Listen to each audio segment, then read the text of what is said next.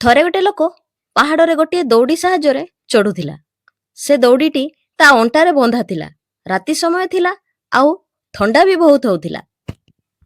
ସେଥିପାଇଁ ସେ ଲୋକକୁ ଉପର ତଳ କିଛି ଦିଶୁନଥିଲା। ସବୁଆଡ଼େ କେବଳ କୁହୁଡ଼ି ଦିଶୁଥିଲା।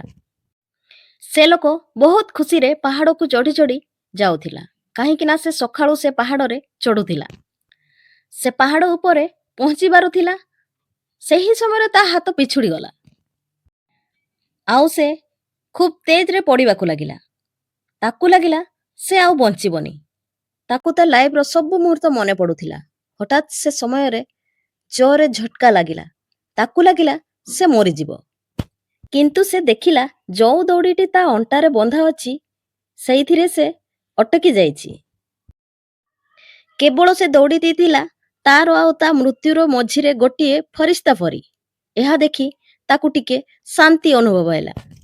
ସେ ଗୋଟେ ହିଁ କଥା ଭାବୁଥିଲା, ଏବେ କ'ଣ କରିବି? ଅନ୍ଧାର ଆଉ ଥଣ୍ଡା ଡରରେ ସେ ଚିଲେଇ ଚିଲେଇ କହିଲା, ହେ ଭଗବାନ, ମୋତେ ବଞ୍ଚାଅ।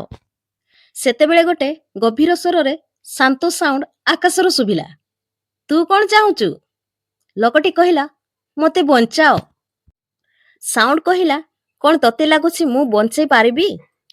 ସେ ଲୋକଟି କିଛି ନ ଭାବି ଉତ୍ତର ଦେଲା, ମୋର ପୁରା ବିଶ୍ୱାସ ତମେ ମୋତେ ବଞ୍ଚାଇବ। ସେହି ସମୟରେ ସାଉଣ୍ଡ କହିଲା, ତମ ଅଣ୍ଟାରେ ବନ୍ଧା ହେଇଥିବା ଦଉଡ଼ିଟିକୁ କାଟିଦିଅ। ଏକଥା ଶୁଣି ଲୋକଟି ଗୋଟିଏ ମୁହୂର୍ତ୍ତ ପାଇଁ ଚୁପ୍ ହେଇଗଲା ଆଉ ଚେଷ୍ଟା କରୁ କରୁ ତଳକୁ ଦେଖିଲା, ହେଲେ ଅନ୍ଧାର ଆଉ କୁହୁଡ଼ି ପାଇଁ କିଛି ଦେଖାଯାଉନଥିଲା। କେବଳ ତା ଦିମାଗରେ ଦୁଇଟି କଥା ଚାଲୁଥିଲା, କ'ଣ ଏ ଦଉଡ଼ିକୁ କାଟିବା ଉଚିତ କି ନାହିଁ? ତାକୁ ଲାଗିଲା ଦଉଡ଼ି ହିଁ ମୋର ଏକମାତ୍ର ସାହାରା। ବହୁତ ଭାବିବା ପରେ ସେ ଡିସିସନ୍ ନେଲା, ସେ ଦଉଡ଼ିକୁ ଜମାରୁ କାଟିବନି, ତାକୁ ଧରିକି ହିଁ ରଖିବ। ତା ପରଦିନ ସକାଳ ହେଲା। ସେ ପାହାଡ଼ରେ ଯେଉଁ ରେସ୍କ୍ୟୁର ଥିଲେ ସେମାନେ ଦେଖିଲେ ସେ ଲୋକଟି ଦଉଡ଼ିରେ ଝୁଲିଛି, ହେଲେ ଥଣ୍ଡା ବହୁତ, ସେଥିପାଇଁ ସେ ମରିଯାଇଛି। ହେଲେ ଚିନ୍ତାର ବିଷୟ ଏହା ଥିଲା ଯେ ସେ ଲୋକ ଭୂମିଠାରୁ ମାତ୍ର 5 ଫୁଟ ଦୂରରେ ଥିଲା। ଯଦି ସେ ଦଉଡ଼ିକୁ କାଟି ଦିଅନ୍ତା ସେ ବଞ୍ଚି ପାରିଥାନ୍ତା। କିନ୍ତୁ କୁହୁଡ଼ି ଆଉ ଅନ୍ଧାର ଯୋଗୁଁ ତାକୁ 5 ଫୁଟ ଦୂରତା ଦିଶୁନଥିଲା।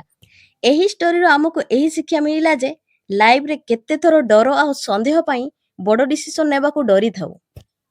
ଅନ୍ଧାର ଆଉ ମୁସ୍କିଲ ମଝିରେ ଆମକୁ ଲାଗେ ଯାହା ହାତରେ ଅଛି କେବଳ ତାହା ହିଁ ଆମର ଶେଷ ସାହାରା ହୋଇଥାଏ। ପ୍ରକୃତରେ ଟିକେ ସାହସ ଦେଖେଇଲେ ମୁସ୍କିଲ କମିଯିବ। ଆଉ ବିଶ୍ୱାସ କେବଳ ଜିନିଷ ଉପରେ ନୁହଁ, ନିଜ ଉପରେ ବି ରଖିବା ଦରକାର। ଆଉ ସବୁଠାରୁ ବେଶୀ ବିଶ୍ୱାସ ତାକୁ କରିବା ଦରକାର ଯିଏ ଆମକୁ ଜୀବନ ଦେଇଛି। ଯଦି ସେ ଆମ ସହ ଅଛି ଆମକୁ କିଛି ଡରିବାର ଆବଶ୍ୟକତା ନାହିଁ। ମୁଁ ଗୋଟେ ସୁନ୍ଦର ଲାଇନଟିଏ ପଢ଼ିଥିଲି, ଭଗବାନଙ୍କୁ କୁହନି ମୋର ବଡ଼ ପ୍ରୋବ୍ଲେମକୁ କୁହ ମୋର ବଡ଼ ଭଗବାନ। ଯଦି ଷ୍ଟୋରିଟି ଭଲ ଲାଗିଥିବ ସବସ୍କ୍ରାଇବ୍ କରିବାକୁ ଭୁଲିବେନି। ଦେଖା ହବ ପୁଣି ଏମିତି ଗୋଟେ ନୂଆ ଷ୍ଟୋରି ସହିତ। ଧନ୍ୟବାଦ। ଧୈର୍ଯ୍ୟ ରଖନ୍ତୁ, ଲାଇଫରେ ଆଗକୁ ବଢ଼ନ୍ତୁ।